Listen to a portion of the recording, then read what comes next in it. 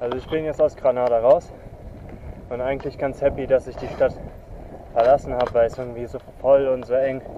Ich weiß nicht, das mag ich nicht so sehr. Und jetzt geht's in die Berge von Malaga. Bergauf und mit Gegenwind. Einfach perfekt, Diggi. Einfach perfekt, ey.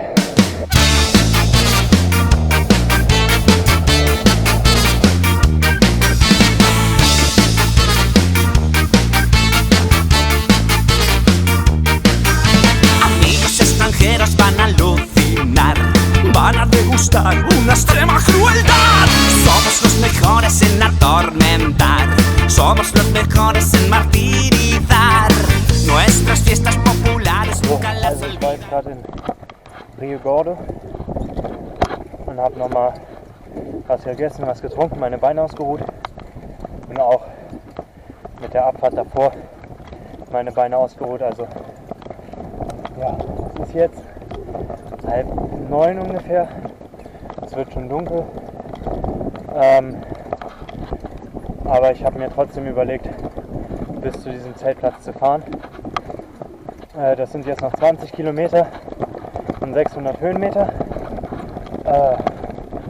Ob das jetzt eine kluge Entscheidung ist, weiß ich nicht. Aber sagen wir mal so, es ist auf jeden Fall ein kalkuliertes Risiko. Also ich bin jetzt seit einem Monat unterwegs. Ich habe die letzten 2 Wochen durch Spanien doch ein bisschen Pay-to-Win gemacht, ein bisschen sehr auf Komfort. Und ich denke, ich möchte noch einmal, bevor das ganze Ding vorbei ist, an meine Grenzen gehen. Das klingt vielleicht ein bisschen dumm, aber ich möchte irgendwie noch mal wissen.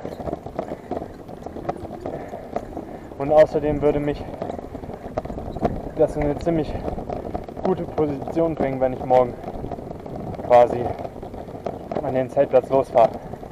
Das wäre ziemlich ideal eigentlich. Es schaut auch nicht schlecht aus.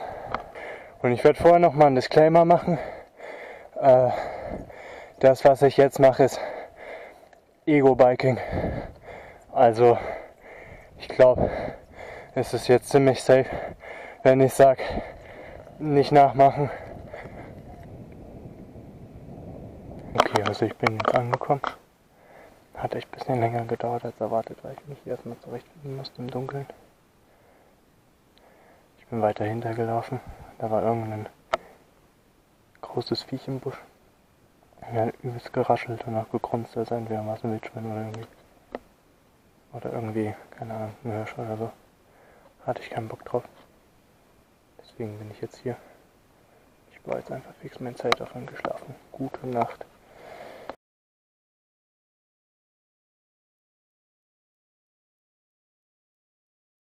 Guten Morgen. Ja, nach dieser Kloppertour gestern war ja der Anfang von der Nacht ein bisschen schwierig. Aber ich habe jetzt mein Zelt auf den Stein direkt vors Haus gestellt. Und tatsächlich dann am Ende doch ein paar gute Stunden Schlaf bekommen. Und jetzt gibt es Frühstück, bestehend aus einem Baguette, einem Käsebrötchen, einem Croissant, ein bisschen Wurst, einem Granatapfel und Mangosaft. Und dann werde ich nach Malaga fahren. Also bei Tageslicht hat es auf jeden Fall auch nochmal so seine Schönheit. Und ich packe jetzt quasi meine Sachen zusammen und fahre los nach Malaga.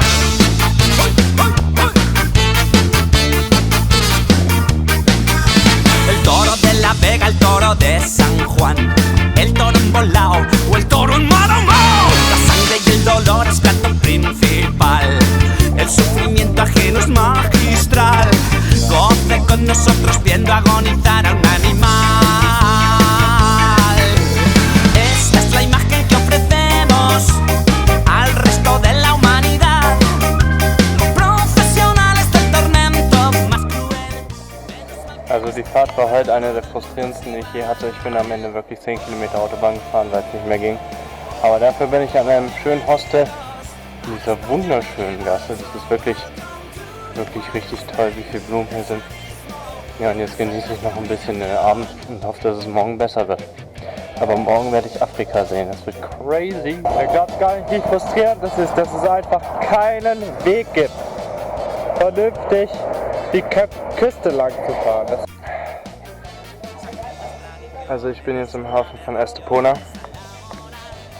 Es ist echt ein bisschen frustrierend. Es gibt wirklich keinen vernünftigen Weg die Küste entlang mit dem Fahrrad. Und deshalb bin ich jetzt auch wieder Autobahn gefahren. Und das Lustige war, ich war nicht mal der einzige Fahrradfahrer. In beiden Richtungen waren Fahrradfahrer auf der Autobahn unterwegs. Also es scheint wirklich nicht anders vernünftig zu gehen. Und jetzt versuche ich meinen Frust auf die einzige Art und Weise irgendwie zu mildern, wie mir geht. Ich habe mir jetzt eine Paella bestellt und dann werde ich ein bisschen Urlaubsstimmung und mir ein bisschen gönnen.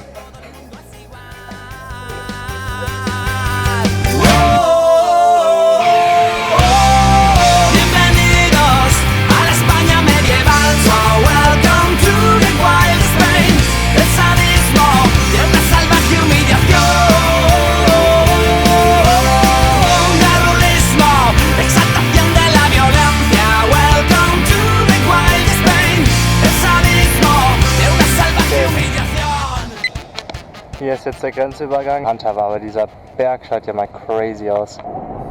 Ja. Wenn wir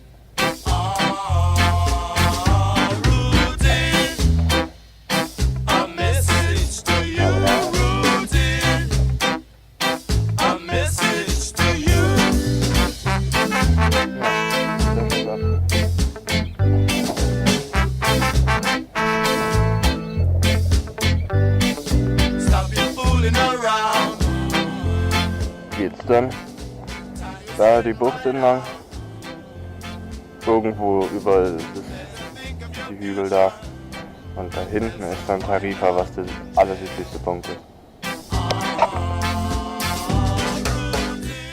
Ja, also ich habe jetzt mir nochmal den Rock von Gibraltar angeguckt, also diesen großen Berg, diese große Spitze, war ganz cool. Hatte echt schönen Ausblick, konnte bis nach Afrika gucken, all diese Sachen. Und jetzt habe ich meine Sachen gepackt und fahre die letzte Etappe bis nach Tarifa. Und ich habe schon ein bisschen Vorfreude. Ich glaube, streckenmäßig wird es wieder ein bisschen viel Verkehr. Aber es ist einfach die letzte Etappe und das ist schon, fühlt sich toll an.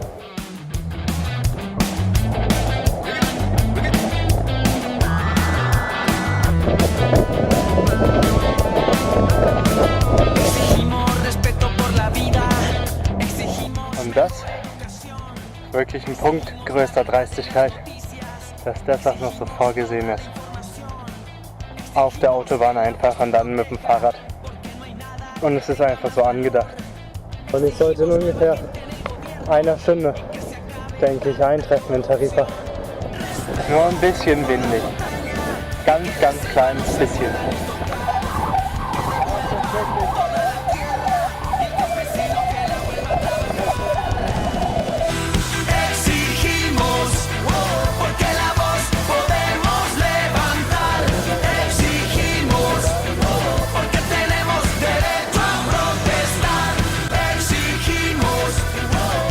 Okay, also das Tor ist verschlossen, aber davon lasse ich mich jetzt nicht aufhalten. Ich gehe jetzt um die Bastion drumherum und zur Not kletter ich durch. Ich bin jetzt so nah dran. Okay, also außenrum führt kein vernünftiger Weg vorbei. Dann muss es wohl auf die harte Tour geschehen.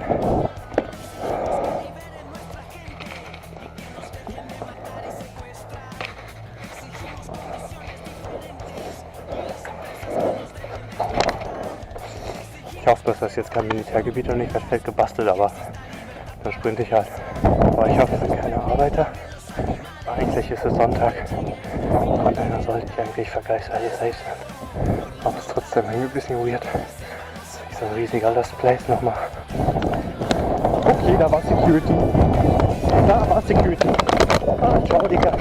Gut, da wurde ich jetzt mal noch fix auf den allerletzten Meter von der Polizei gebastelt. Anscheinend ist das ein Sperrgebiet. Keine Ahnung. Aber die wollten halt mein Handy sehen, ob ich Bilder auf meinem Handy gespeichert habe oder per WhatsApp verschickt habe. Aber Gott sei Dank ist es alles auf der Actioncam und die haben es nicht gesehen. Von daher soll es fix gehen. Aber ich mache mich jetzt einfach schnell zu meinem Airbnb. Ist jetzt ein bisschen unlucky. Ich wollte eigentlich komplett bis zur Spitze fahren, aber ich habe es trotzdem geschafft. Ist jetzt nicht so komplett die Genugtuung, die ich haben wollte. Exigimos, porque la voz podemos levantar. Exigimos, tenemos derecho a protestar. Exigimos, porque la voz. Herzlich willkommen zu meinem Airbnb für die nächsten 3 Tage, das ich mir, denke ich, verdient habe. Wir haben den Main Room in einem Bett, einem Sofa. Wir haben eine kleine Küche und wir haben ein Bad. Klein, fein, reicht aus. So, und wir haben ein kleines Balkönchen. Und denn ich hab's geschafft. Ich hab's actually geschafft.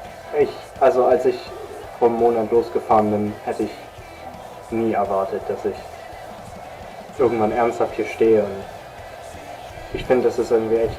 Ich brauche noch ein bisschen das zu realisieren, was ich geschafft habe. Irgendwie das macht mich auch ein bisschen stolz. Aber es braucht, glaube ich, ein bisschen, ehe das kommt. Aber ich bin schon sehr froh, dass ich am Ziel angekommen bin. Und ich finde, das zeigt auch, dass man mit vielen kleinen Schritten und vielen Episoden zum großen Ziel kommen kann. Man muss wirklich grinden und dran sein. Und vielleicht noch ein Wort zu Abenteuern. Ich weiß nicht, im Nachhinein denkt man immer, das war ein Abenteuer. Und auch vor der Reise dachte ich, das wird so ein Abenteuer. Aber wenn man das Ganze erlebt, dann erlebt man es einfach. Man nimmt das nicht als Abenteuer wahr. Aber was stimmt, ist das alles, was man erlebt. Man nimmt es viel intensiver wahr, vor allem wenn man alleine reist. Aber man erlebt es nicht als Abenteuer, man erlebt es bloß intensiver. Ja. Und damit, denke ich, würde ich mich in eine weibige Edit verabschieden von Strandurlaub in Tarifa für 3 Tage. Ich verlinke das unten in der Videobeschreibung. Meine genaue Route mit einer detaillierten Wegbeschreibung, falls das jemand interessiert. Und wenn nicht, dann verlinke ich es trotzdem. Also. Und von daher, vielen Dank fürs Zuschauen, vielen Dank für die Geduld. Und man sieht sich demnächst mal wieder. Ciao.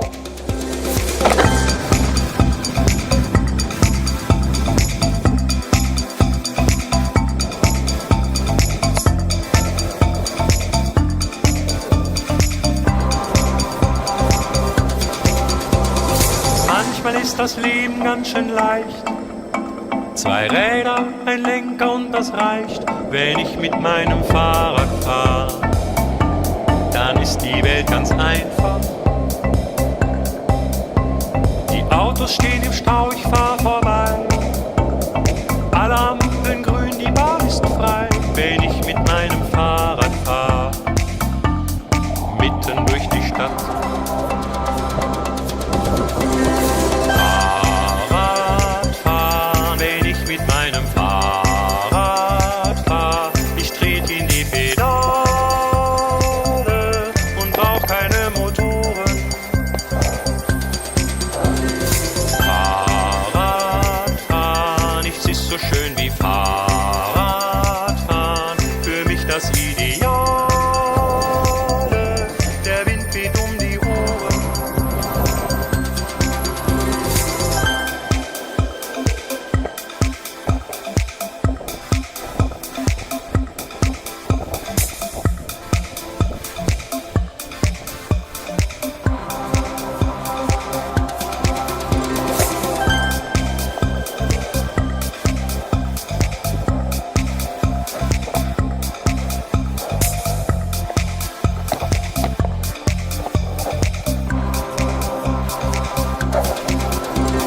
Manchmal läuft im Leben alles glatt. Vorausgesetzt, dass man ein Fahrrad hat, dann fliegen die Gedanken. Und man braucht auch nicht zu tanken. Polizei grüßt freundlich guten Tag. Weil ich immer alles richtig mach, solltest du ohne Fahrrad sein, könnte ich dir meins leihen.